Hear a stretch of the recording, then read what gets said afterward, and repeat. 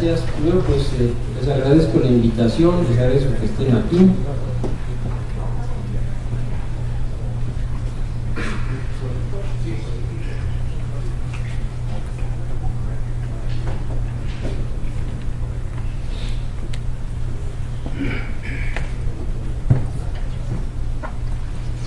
Y bueno, esperemos que la plática cumpla con su objetivo de distraerlos un rato.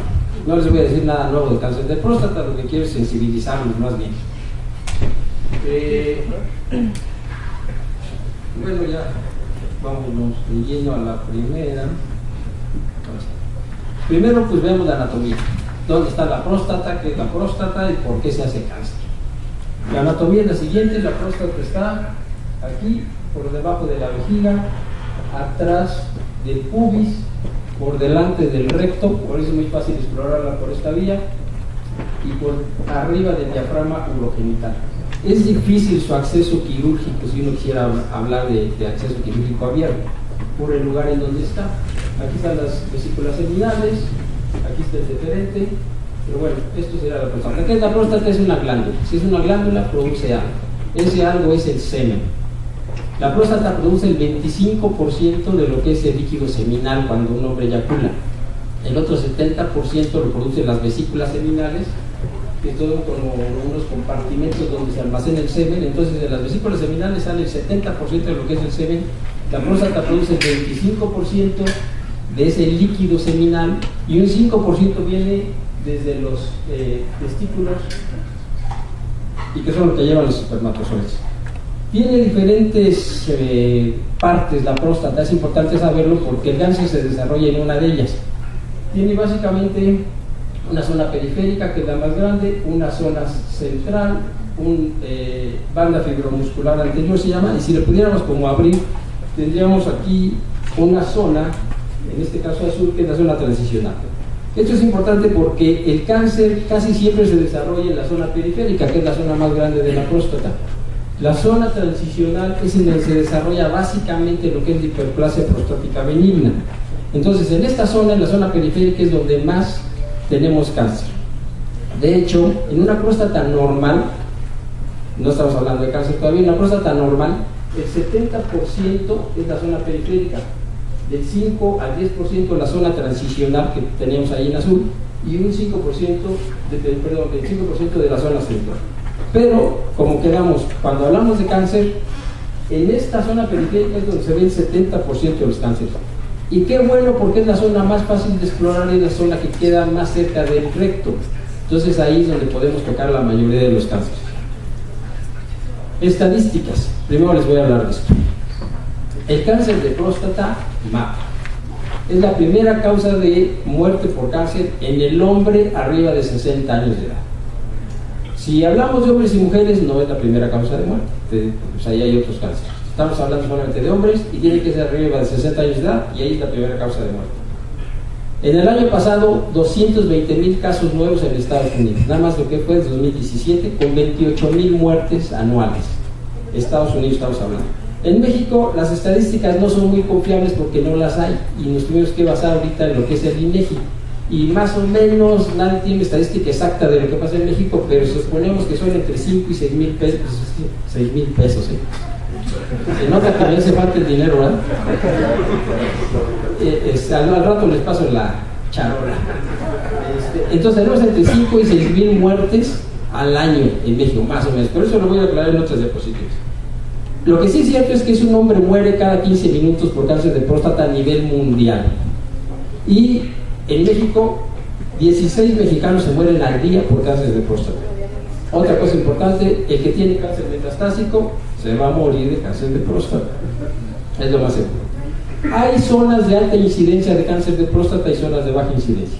Afortunadamente, México es de los de baja incidencia. Aquí, como verán ustedes, el color más oscuro es más incidencia. Más claro, menos incidencia. Los asiáticos tienen baja incidencia, México tiene baja incidencia.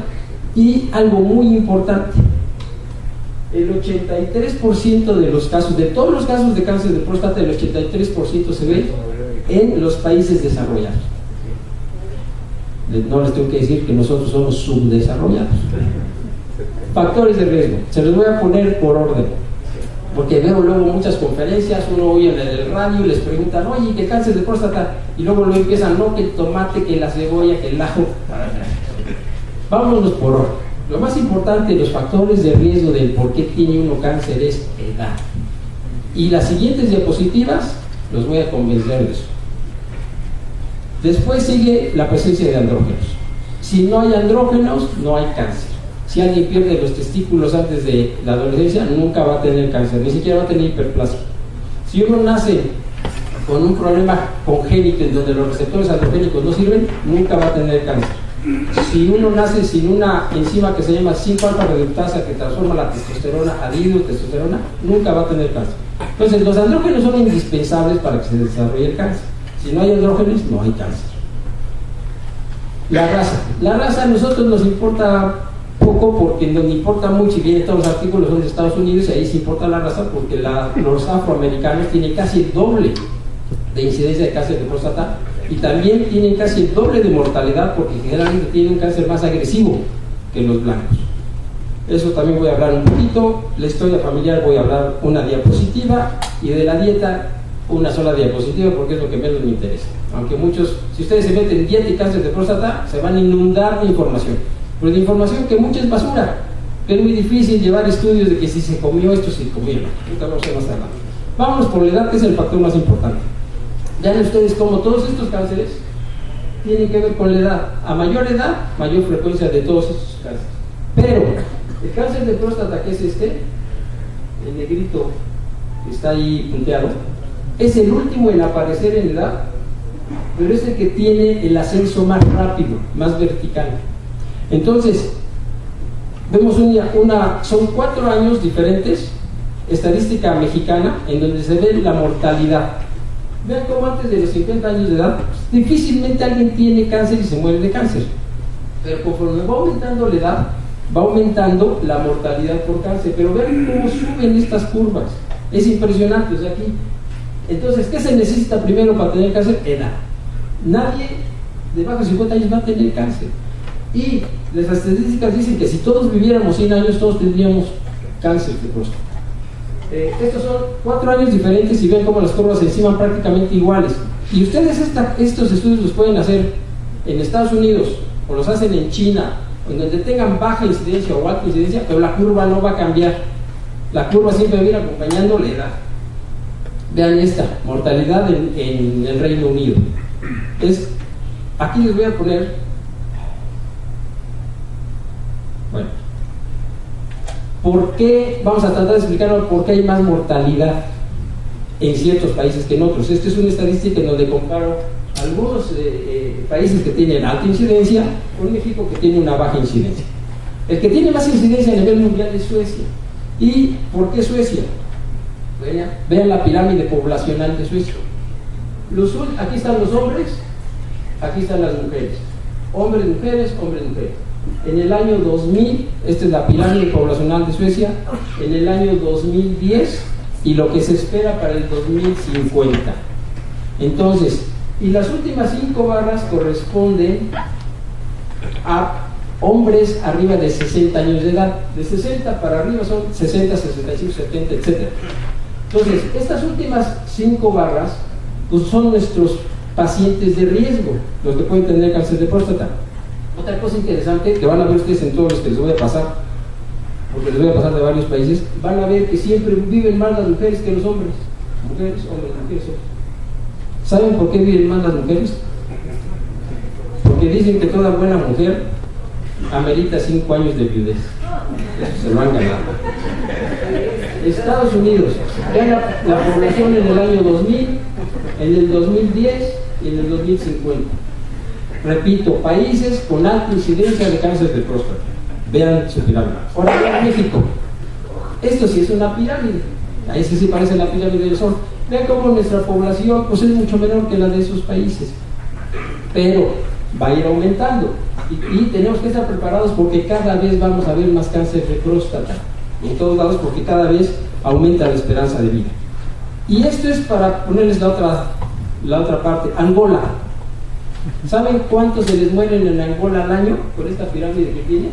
Actualmente El año pasado se les murieron 286 pacientes. Lo que menos les importa en Angola es el cáncer de próstata. Se mueren de otra cosa.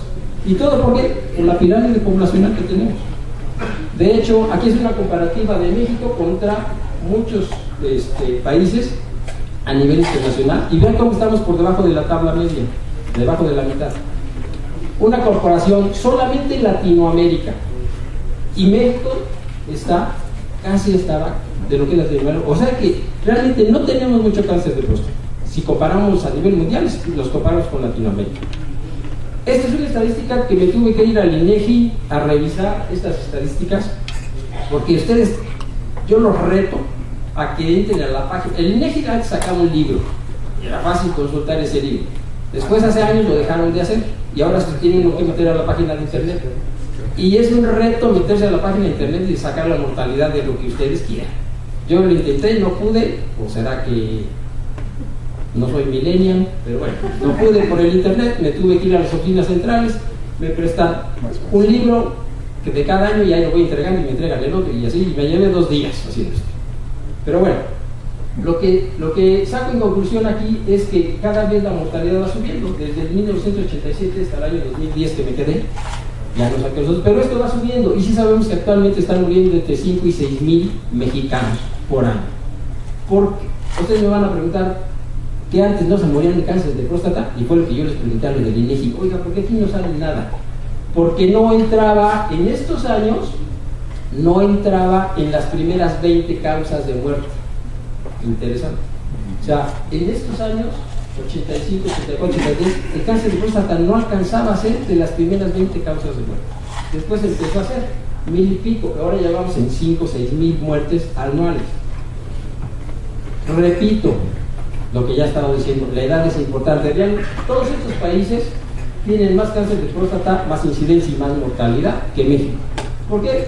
Porque aquí están años por décadas, 60, 70, 80, 90 y 2000. Y esta barra, la más clarita, son pacientes arriba de 65 años. Esto es entre 15 y 64 años, y estos son niños de menos de 14 años. Entonces todos tienen, vean cómo en todos va creciendo la población adulta, y todos estos tienen mucho más población adulta que México, pero finalmente México también va a ir creciendo en esto. Este es un artículo que me lo acabo de encontrar ayer, y vean lo que dice ahora la Organización Mundial de la Salud. Hace unos años, quiero que vean esto, hace unos años, hace 30, 40 años, la misma Organización Mundial de la Salud decía que arriba de 50 años de edad ya era un anciano, y así se llamaba, anciano. Lo estuve revisando. Después ya se le cambió por hombres de edad avanzada, y ahora vean, como tenemos más esperanza de vida, esto ha ido cambiando, y ahora, gracias a Dios, vuelvo a caer en la tabla de los pobres. La dieta, la herencia. La herencia, importante por un aspecto. Si uno tiene un papá con cáncer de próstata, tiene 2 veces más riesgo de tener cáncer de próstata.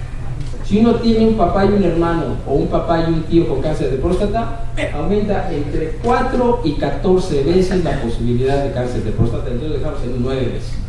Finalmente, de todos los cánceres de próstata que se diagnostican, solamente el 9% realmente son heredados. Y tengo una diapositiva de dieta, porque también luego si no hablo de dieta, y no es que no dijiste nada de los jitomates. Bueno, pues ahí va lo de los jitomates. ¿Por qué? Porque es muy difícil, les digo, decir, hay quienes dicen, es que la leche son favorecedores de cáncer. Entonces hay quienes sacan artículos diciendo que no se tome leche porque causa cáncer de próstata, etc. Y otros que dicen que hay que tomar mucho omega 3 y muchos síntomas. Por ahí hay un artículo que dice que si uno realmente quiere protegerse de cáncer de próstata, debería haberse comido 2 jitomates diarios por más de 10 o 15 años. ¿Quién se come 2 jitomates diarios? Y luego por más de 15 años. Y aquí también entran otras cosas, como por ejemplo la actividad sexual.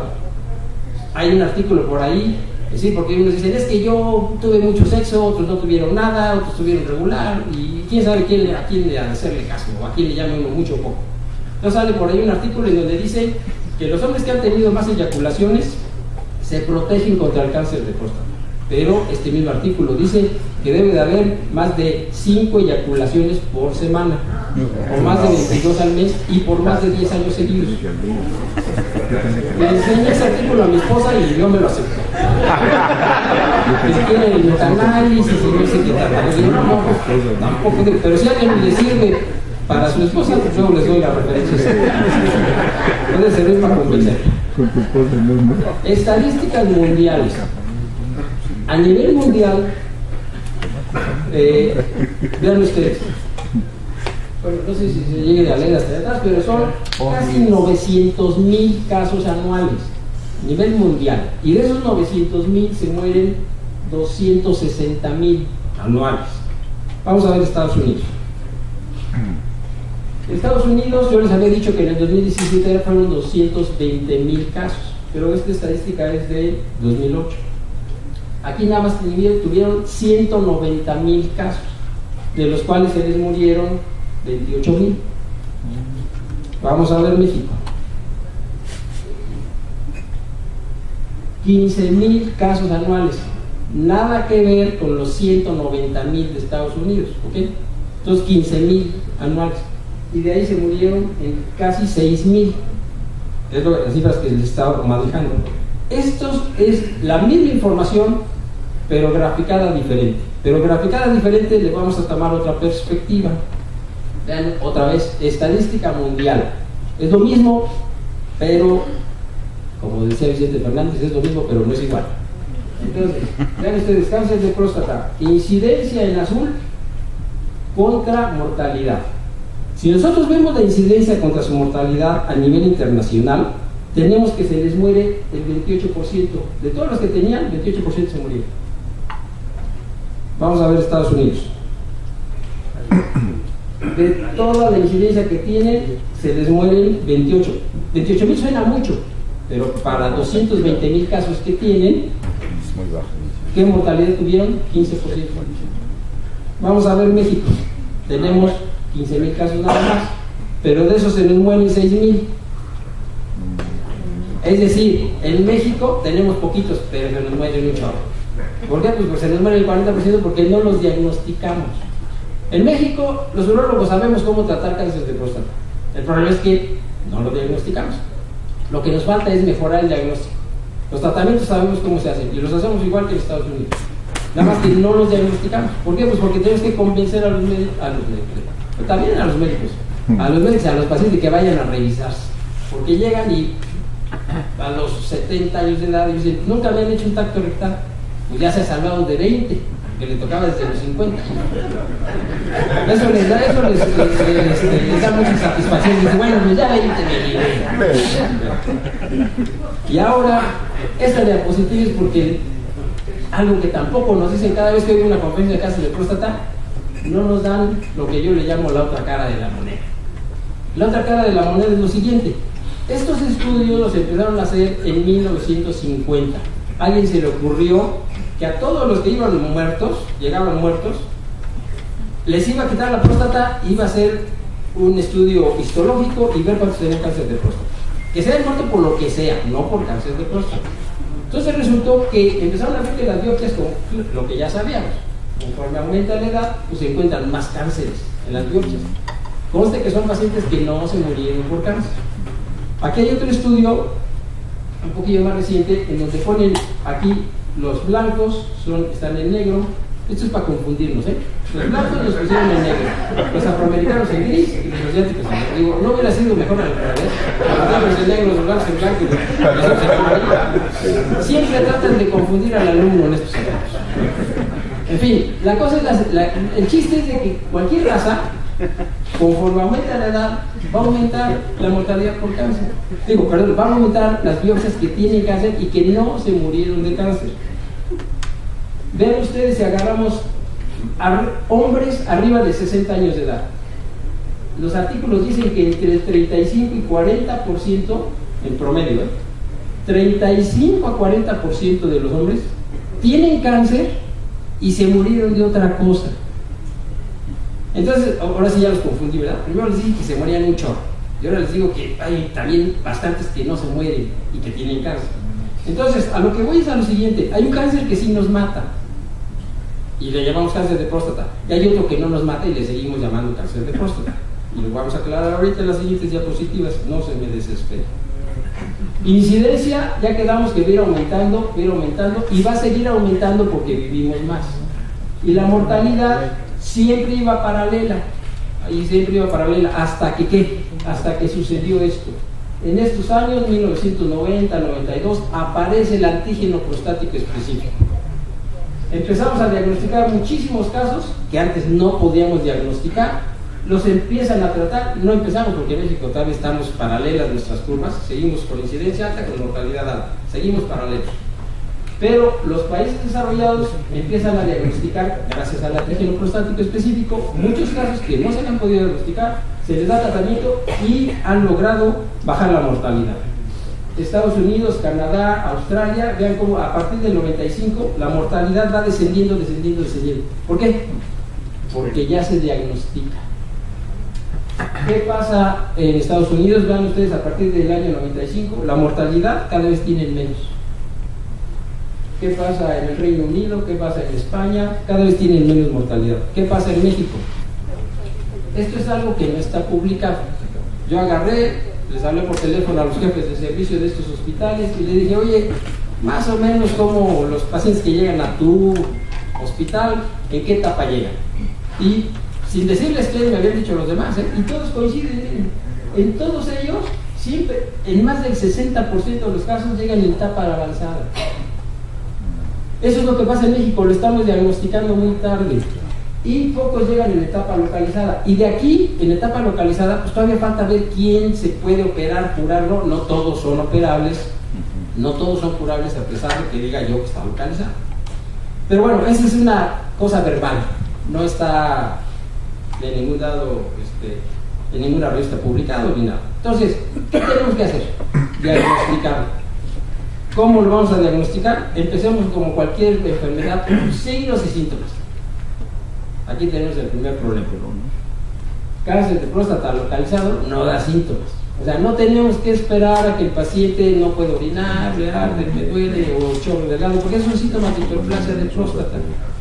Entonces, el cáncer, como quedamos que está en la zona periférica y empieza a crecer, normalmente no da ni siquiera problemas obstructivos, y el paciente le tenemos que decir, como le decimos a las mujeres: usted tiene que ir a hacerse su Papa Nicolau cada año, tiene que ir a hacerse su mastografía cada, no sé, año, 2 años, ahí a lo mejor lo estoy regando, no importa. Pero aquí también le tenemos que decir a los pacientes: usted llegan a nuestras consultas y quienes le preguntan al hombre: ¿ya se hizo su antígeno? No les preguntamos. Y aquí es importante que cualquier especialista, cuando llegue: ya se hizo su antígeno, vaya con el urólogo. En el 215 tenemos uno muy bueno. Entonces, eso es lo que no necesitamos. Entonces, tenemos que diagnosticarlo. Si esperamos a que el paciente tenga síntomas, se va a morir.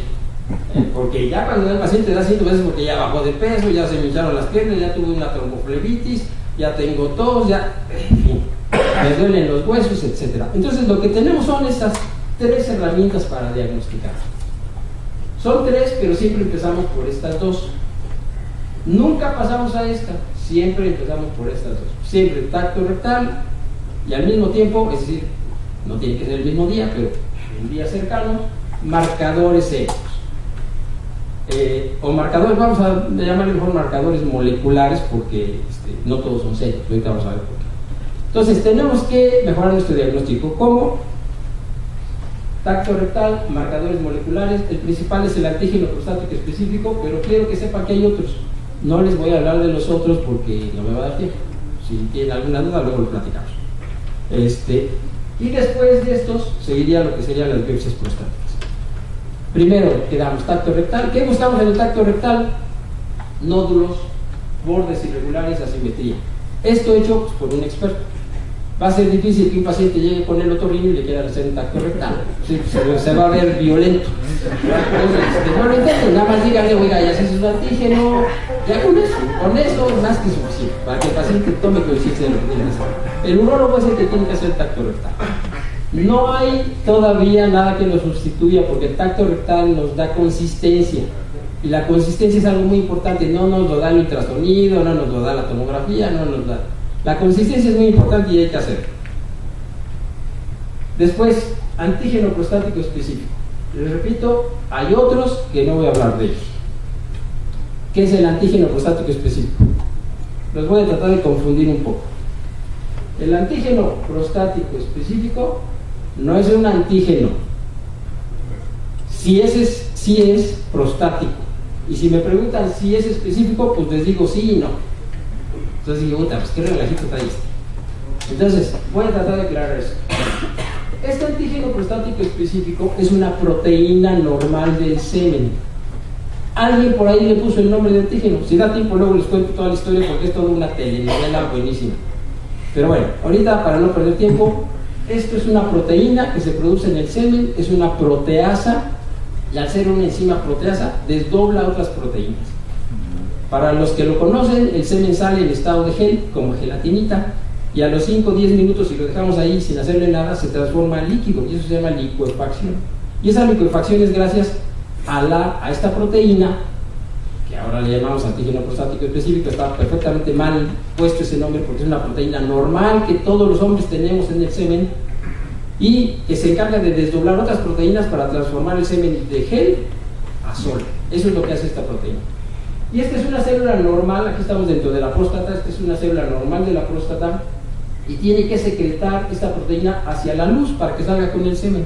Aquí tenemos una membrana basal, unas células basales muy chiquititas y las células que realmente están produciendo, que son así cilíndricas, las que están produciendo el antígeno prostático, que es una proteína, repito, normal.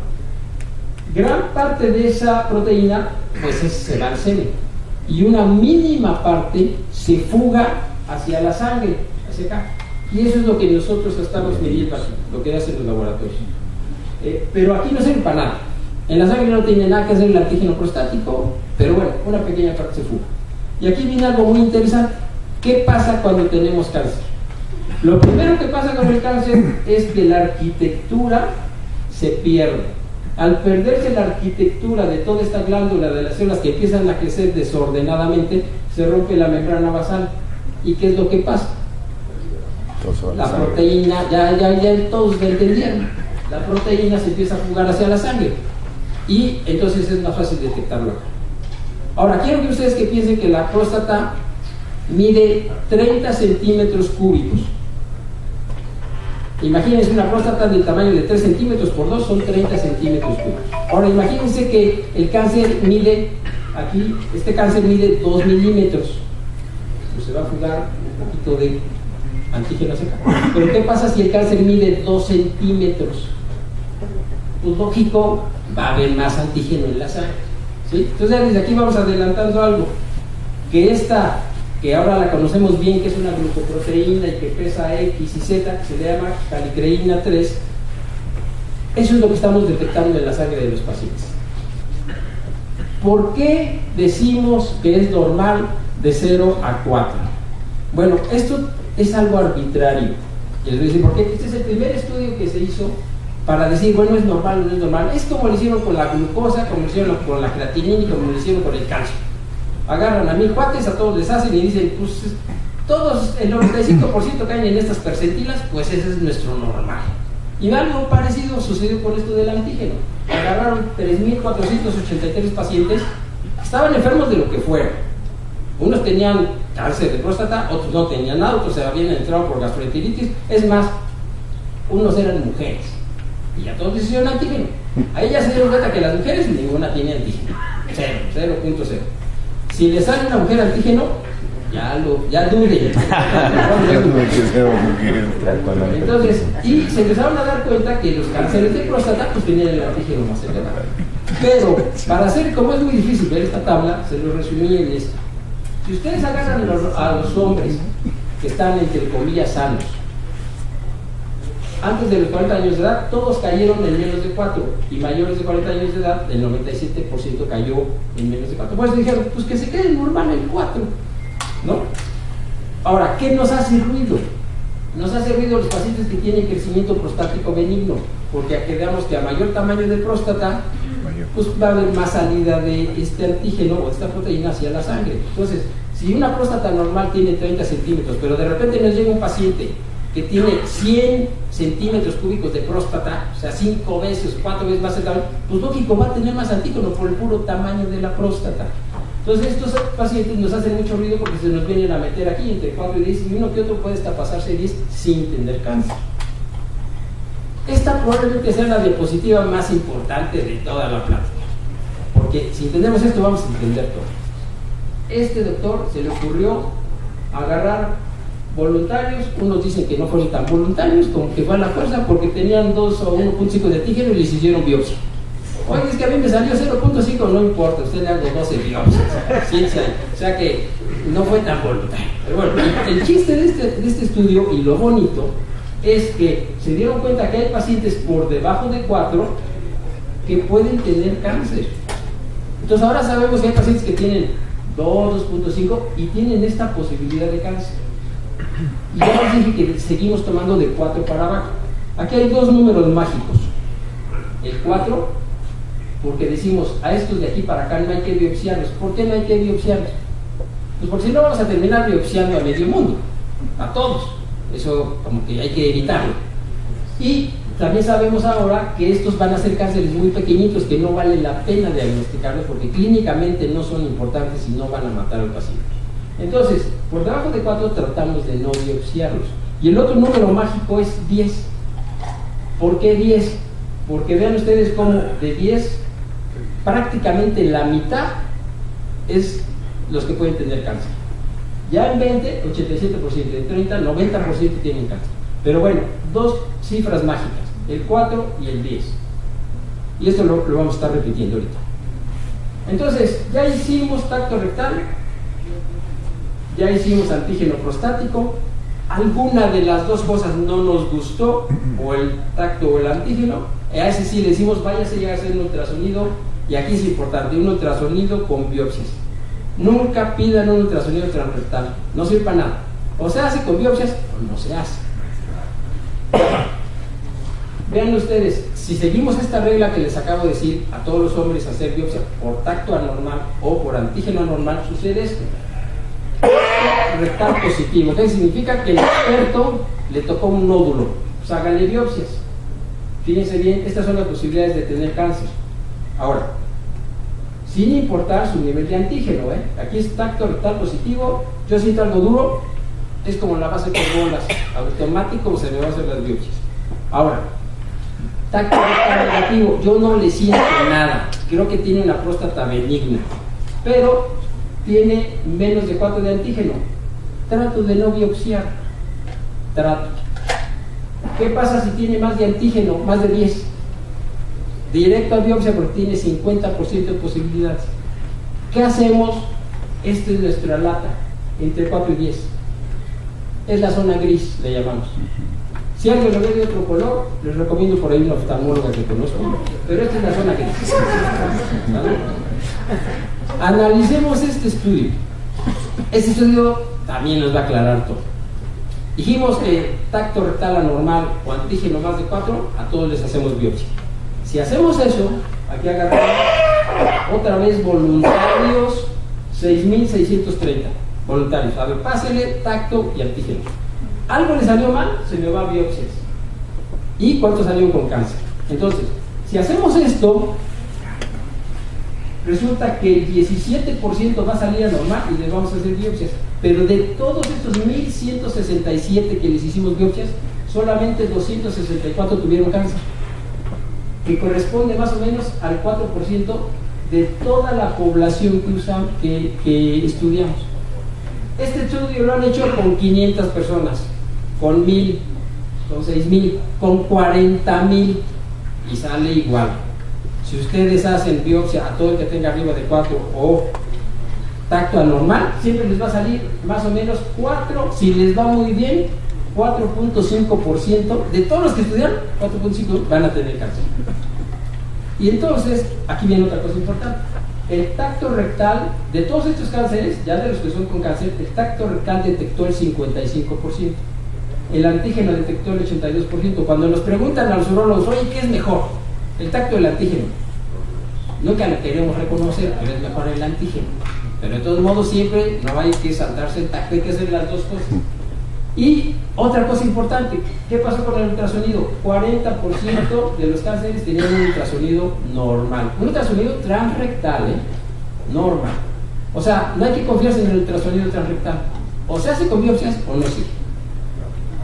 Entonces aquí viene la pregunta, ¿qué hacemos para bajar el número de biopsias? Porque nos estamos dando cuenta que biopsiamos a muchos, estudiamos a muchos, nos gastamos mucho dinero y diagnosticamos unos pocos.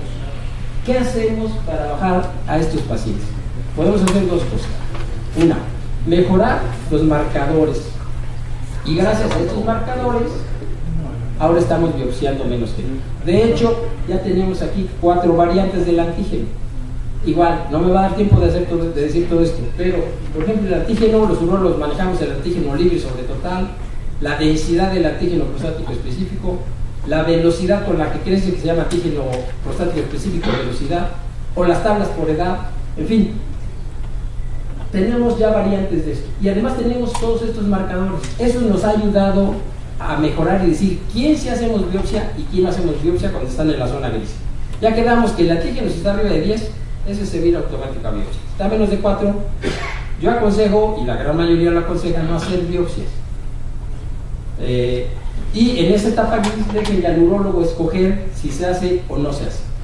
Ok, llegamos a las biopsias. Esa es la otra cosa que podemos mejorar. Tenemos que mejorar nuestras biopsias para que no estemos biopsiando a muchos y que ya que biopsemos les detectemos el cáncer. Y aquí han ido mejorando. Las biopsias han pasado por un proceso.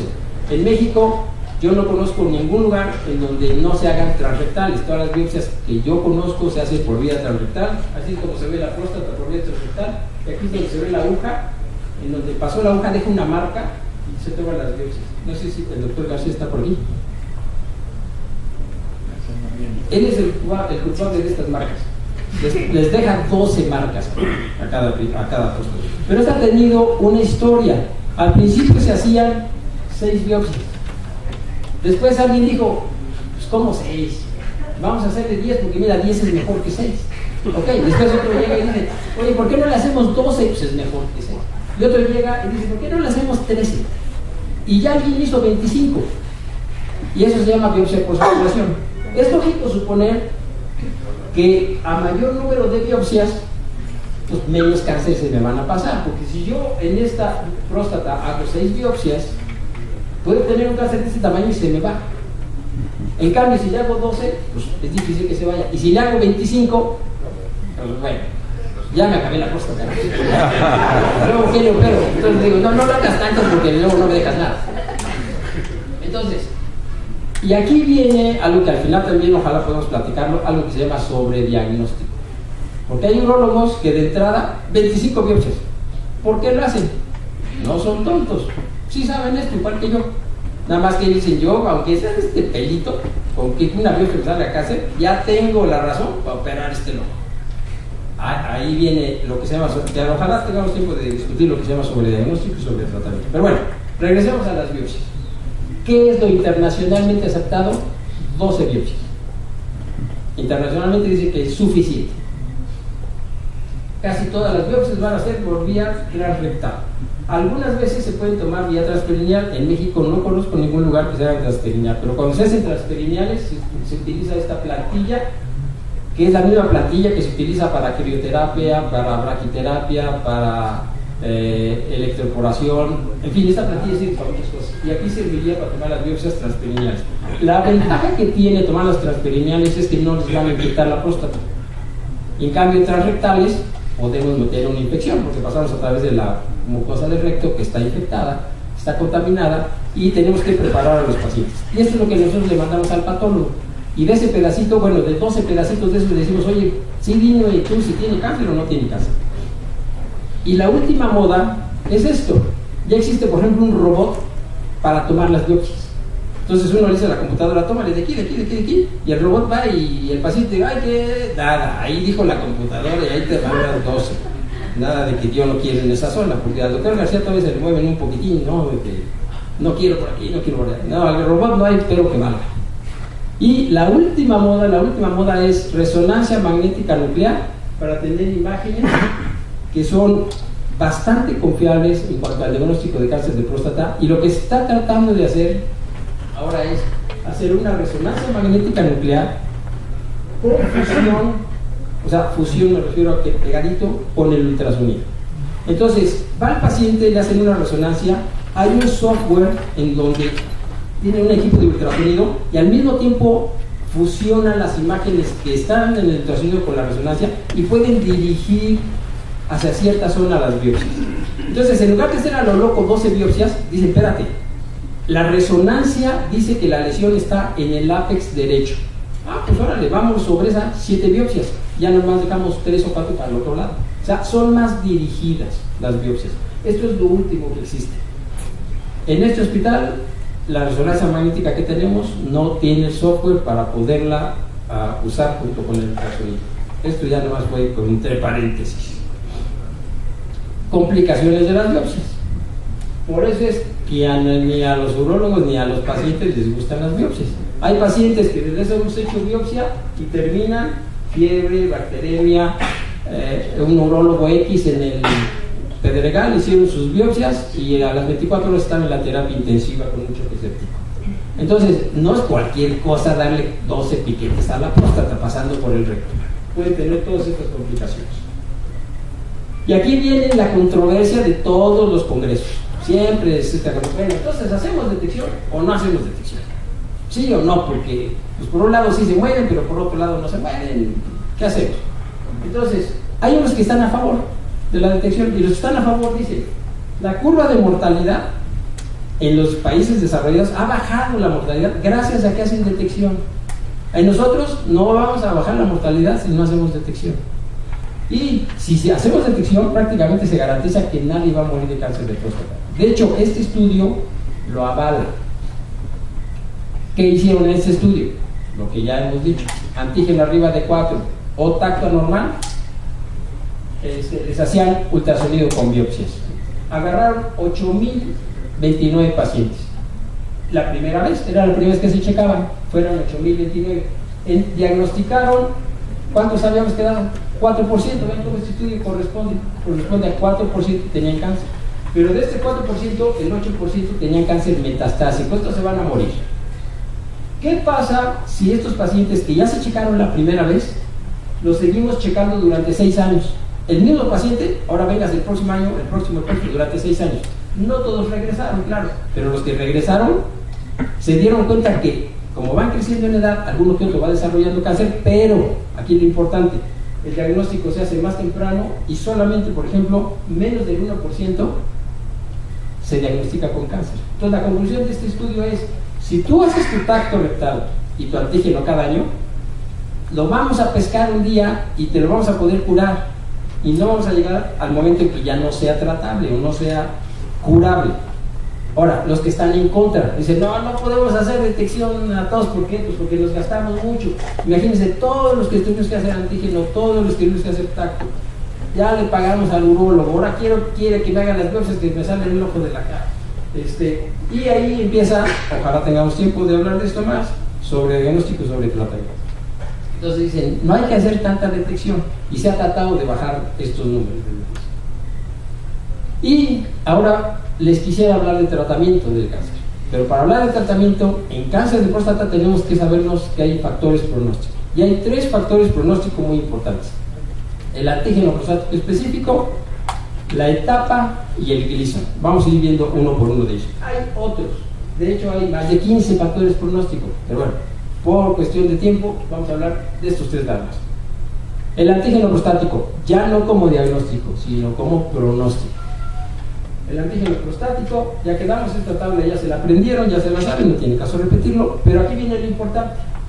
Si a un paciente ya le hicimos biopsia si tiene cáncer, esto ya es una regla que la dijo este doctor hace años, entonces no le estoy diciendo nada nuevo, pero sigue vigente.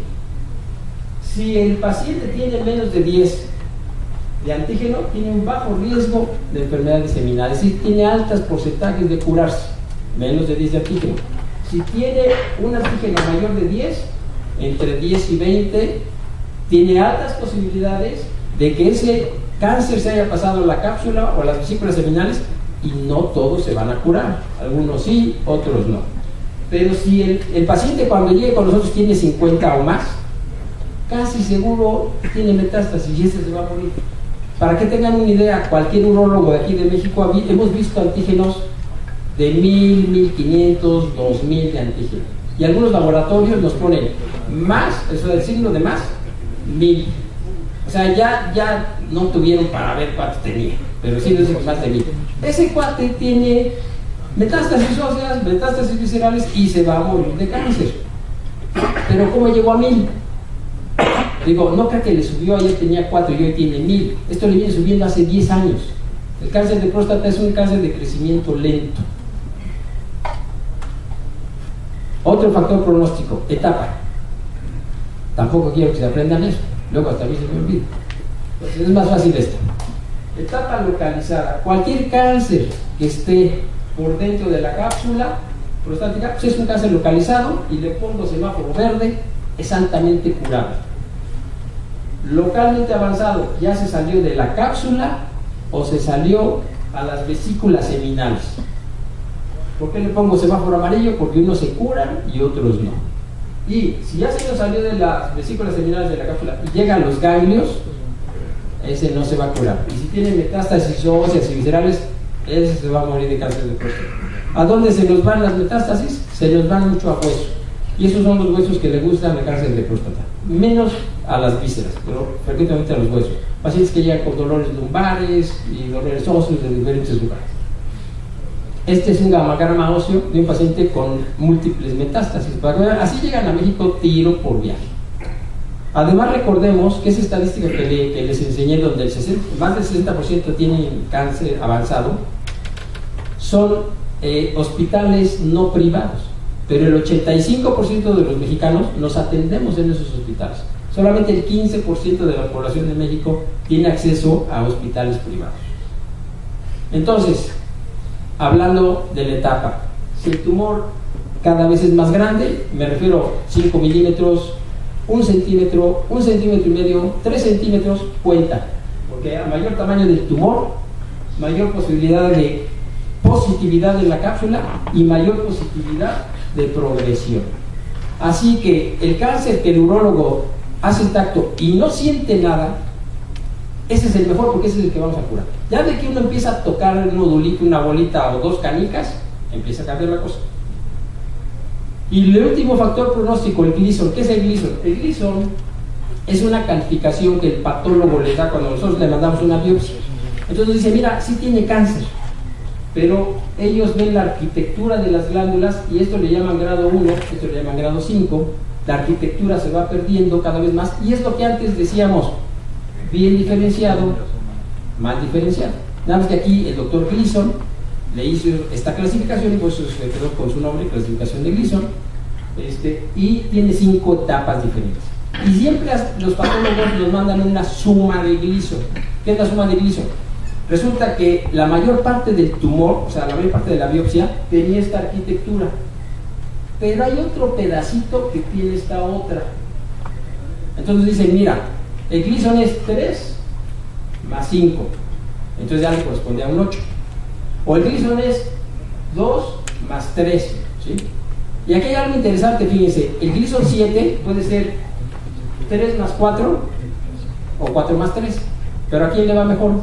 Al 3 más 4, porque el 3 significa que hay más del grado 3 y menos del número 4. Cuando nos dicen 4 más 3, cuidado, ya es más agresivo. Pasa a otro nivel, aunque sea el mismo número 7. Y 8, 9 y 10 son muy agresivos los tumores. Como pronóstico, el puro Gleason. Sí, este también es un artículo que referencia para todo, porque escogieron 767 pacientes, todos con cáncer. Pero aquí lo interesante es, ninguno se quiso tratar. Oiga, que yo le doy esto, que le ofrezco el otro. No, no me hagan nada. Pero es que usted no me haga nada. Y entonces lo siguieron durante 15 años a estos pacientes. Esto es lo importante de este estudio. Vean cómo los que, sin tomar en cuenta nada más que el Gleason, los que tenían Gleason bajo, a los 15 años prácticamente el 90% están vivos. Vamos a tomar un Gleason 6, el 59% a 15 años está vivo, sin hacerle nada. Pero vean los Gleason 8 y 10. Solamente 10% están vivos. O sea, por eso es que les digo que hay un cáncer de próstata que sí mata y otro cáncer de próstata que no mata. Y este es el mismo estudio, el mismito que les acabo de enseñar, graficado en forma diferente. Estos son pacientes, vean ustedes las edades que tenían, entre 55 y 59, 60 64, aquí, o sea, aquí son mayores. Y el Gleason que tenían, 2, 4, 5, 6, 7, 8, 10. Para que se entienda fácil, vámonos a los extremos. Si ustedes tienen un paciente joven, 55 a 59 años, con un Gleason muy agresivo, tienen, lo negro es, se murieron de cáncer de próstata. Entonces, tienen un paciente joven con un Gleason agresivo, hay que hacerle algo agresivo. Ahora, tienen un paciente de 74 años con un Gleason muy bajo, no necesitan hacerle nada. Ese, el rojo, son los que se han muerto de otra cosa que no tienen cáncer. Entonces, los que tienen un Gleason bajo tienen buen pronóstico, los que tienen Gleason intermedio tienen un riesgo moderado y los que tienen Gleason alto pues tienen un riesgo alto de morir de cáncer de próstata. Aquí aparece este doctor, el doctor Partin, que dice, bueno, miren, el antígeno es importante como factor pronóstico, la etapa es importante y el Gleason es importante. Pues ¿por qué no juntamos las tres cosas? Y él las juntó, y en estos, su primer estudio fue en el 93, por eso les digo que no les estoy hablando de nada nuevo. En el 93 publicó 703 pacientes y publicó las tablas que ahora se llaman tablas de Partin. Y después él mismo publicó con 4.136 pacientes, y después él mismo con 5.079. Salió lo mismo, pero bueno, cada vez juntaba más pacientes. Y después alguien por ahí, este es el doctor Partin, y también alguien juntó ya 5.000 y pico de pacientes. Y entonces, juntando las tres cosas, él sacó lo que ahora se llaman nomogramas. Ahora ya hay muchos nomogramas, pero los más conocidos son los nomogramas, basándose en las tablas de Partin. Y él así dijo, miren, si tenemos una etapa baja, con un Gleason bajo y un antígeno de menos de 10, pues este paciente es difícil que se muera de cáncer de próstata, a lo mejor no le tenemos que hacer nada. Vámonos al otro extremo. Ustedes tienen un paciente donde le hacen un tacto rectal y toda la próstata está dura, toda la próstata. Tiene un antígeno de más de 20 y un Gleason más de 10, se va a morir de cáncer. Le hagan lo que le hagan. Entonces, y aquí existen otras intermedias. No tiene chiste o qué tal, empecemos a analizar cada una de estas por tiempo. Es muy fácil. Llega un paciente conmigo, yo saco mi celular, aquí ya tengo una aplicación en donde yo pongo tablas de Partin y le digo al paciente, mire, usted tiene un Gleason de 8, tiene una etapa T2E, porque yo ya la puse, y tiene el Gleason, la etapa y el antígeno de 15. Eso yo lo pongo y me da el resultado de cuánto va a vivir el paciente a 5 años y a 10 años sin tratamiento y si le hago algún tratamiento. Entonces, eso a mí me gusta enseñárselo a los pacientes porque les digo, mire, estas son las posibilidades que tiene de curarse o no curarse. No es que yo sea Superman y que yo lo vaya a curar, porque el paciente dice, es que yo vengo con usted porque me dijeron que era muy mal, digo que era muy bueno, ¿no? Entonces vengo y porque quiero que me opere. No, es que no depende de mí, más bien depende de quién escojamos. Si nosotros empezamos a operar a estos pacientes, les juro que los curamos. Empezamos a operar a estos y alguno que otro se nos va a morir, a pesar de que le hagamos lo que le hagamos. Y eso ya hay muchos estudios sobre eso. Entonces ahora sí hablemos de tratamiento. Antes de dar un tratamiento para cáncer de próstata, yo necesito saber estas tres cosas. ¿Qué nivel de antígeno tiene? ¿Qué estadio tiene? ¿Y qué Gleason tiene? Eso es básico. Yo no puedo decir o opinar qué tratamiento le vamos a dar si no conozco eso. Y además, a eso le agrego si tiene 50 años o tiene 90. Si es diabético y ya tiene insuficiencia renal, tiene 15 años de diabético, si es hipertenso, si ya le dieron 3 infartos y el doctor Luna le puso ya 4 stents, eso cambia. Entonces, por eso es que ustedes y a mí me llegan, oiga, es que a mi vecino lo operaron con robot en el Pedregal. Oiga, pero es que este otro cuate, que también era mi otro vecino del otro lado, se fue al ISSSTE y ¿qué creen que le hicieron? Le quitaron los testículos. No, pues sí, si llega con 2000 de antígeno y lleno de metástasis, pues claro que lo mejor que pueden hacer es quitarle los testículos. Y está bien hecho. Y al otro, es que le dieron radioterapia. Oiga, y al otro le están inyectando aquí en la panza unas cosas. ¿Sí? Es que depende de estas tres cosas, de la edad del paciente y de todos estos factores para decidir qué tratamientos vamos a hacer. Estos son los tratamientos de los que podemos escoger. Igual, por falta de tiempo, solamente si alguien tiene alguna duda o quiere que platiquemos de algo de esto, platicamos de los tratamientos. Mientras, me voy a saltar a esto para ya no hacer muy larga la plática y decir algo que siempre nos interesa, que son los mitos y preguntas de esto. ¿Qué hago para no tener cáncer de próstata? Porque yo he pensado, ¿y qué hago? Bueno, entonces lo que hago es, pues usted deje de cumplir años y ya estuvo. Cosa que no se puede hacer. Quítese los genes, tampoco se puede hacer. Y ya recomendarle ahorita comer 20 jitomates, no creo que le sirva gran cosa. Entonces, ¿qué podemos hacer? Pues no, es que no podemos hacer gran cosa porque seguimos creciendo en edad. Otros llegan diciendo, yo acudo a mi chequeo anual para que no me dé cáncer, doctor. Por eso vengo con usted para que no me dé. Y se desilusiona cuando digo, no, usted puede venir conmigo con quien quiera y no creo que por eso no le va a dar. Usted viene conmigo para que cuando le dé, se lo diagnostique tempranamente y lo cure, no para que no le dé. A mí ya me operaron de la próstata, ese es otro mito. Ya me hicieron una resección transuretral, ya no necesito que me operen de la próstata ni revisión. Eso es falso, porque cuando uno hace una resección quita uno la parte transicional, no quita uno la parte periférica, que es donde hay más cáncer. Así que cualquier paciente operado de próstata benigna tiene que seguir sus chequeos anuales, porque cualquier rato puede tener un cáncer. Otros llegan, oiga, y si me opero con robots mejor. Ahora podemos discutirlo al rato. Otra cosa, el ultrasonido transrectal no sirve, porque, oiga, doctor, ¿y me quiere revisar? Mejor pídale un ultrasonido. Digo, no les conviene. Vean el tamaño de dedo y luego vean el ultrasonido del doctor García, van a ver que no les conviene. Y yo me tardo 15 segundos y él se tarda 10 minutos ahí. Luego los hace adictos. Conclusión. México es un país con una baja incidencia y una mortalidad también baja si nos comparamos con todos los demás de cáncer de próstata. Sin embargo, la tasa de mortalidad aumenta año con año, o sea, sigue aumentando. La incidencia también aumenta año con año dependiendo de la pirámide poblacional de cada país. La mayoría de los casos se diagnostica en etapa avanzada en México. Debemos de prepararnos para diagnosticar y tratar más cáncer de próstata si queremos que baje la mortalidad. Los países que han logrado que disminuya la mortalidad ha sido porque hacen detección a cualquier costo. A nosotros, y como yo, eso lo resolví muy rápidamente, porque siempre en todos los congresos, en donde sea, los europeos, los americanos, los mexicanos, donde sea, sí hacemos detección. No hacemos detección, es que te gastas mucho dinero, es que no te gastas mucho dinero. Bueno, yo no soy el secretario de salud, yo lo resolví fácil. El paciente que se siente enfrente de mi escritorio, ese es al que le tengo que decir si tiene o no cáncer.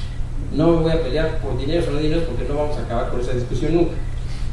Les dejo esta diapositiva por si alguien quiere hacer alguna pregunta sobre esto, y mientras tanto, pues les doy muchas gracias por haber atendido.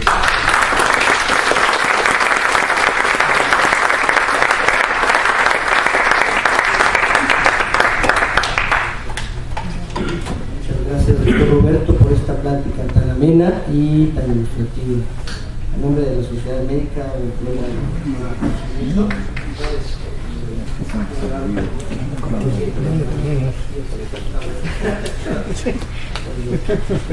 no sé si hay alguna pregunta al público, algún comentario. ¿Sí, doctor Rodríguez? Doctor Roberto, el antígeno prostático libre, ¿cuándo es cuando ustedes lo indican? A mí sí me gusta adelantar mucho los check-ups. Más he mandado pacientes con cánceres de riñón y todo por los check-ups de siempre les pido cáncer de antígeno prostático. Pero ¿cuándo hay que pedir el antígeno prostático libre? Bueno, ¿cuál es la diferencia con el específico? Aquí es importante. Siempre hay que pedir antígeno prostático específico, muy importante la pregunta, porque algunos resulta que piden antígeno prostático libre, solito, y el laboratorio nos dice 0.8.